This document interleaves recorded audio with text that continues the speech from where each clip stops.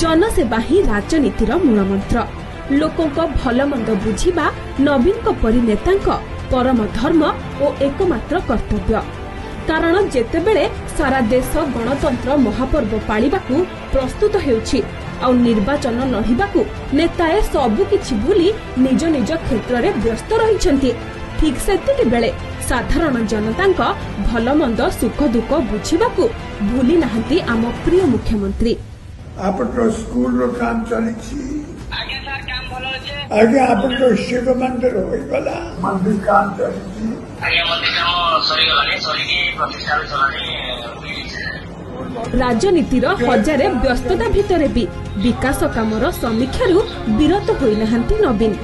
कारण तांको पाई लोकनीति ही श्रेष्ठ नीति।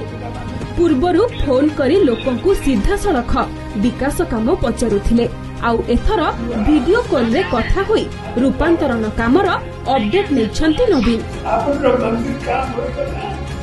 काम चली फास्ट पेज रो काम सरी जाइछि। सेकेंड रे जो 4 लाख टंका देछंती सेटा काम आरंभ करिसंती सर। बोलो बोलो बोलो आपन रो मंदिर रो काम चलिछि। मंदिर काम सरे सरी जाइछि। बोया मंदिर आइछि। गणतंत्र रे लोक ही सब किछि किंतु लोकंक सह एते आत्मीयता भरा कथा हेबा खूब कम नेतांकु देखिबाकू मिले। हेले नवीन ओ तांको नेतृत्व सदा प्रेरणादायी एवं उदाहरण अन्य मानक पाई। विकास सह नवीन नवीन सह जनता एथर भी डबल शंख एथर भी नवीन सरकार।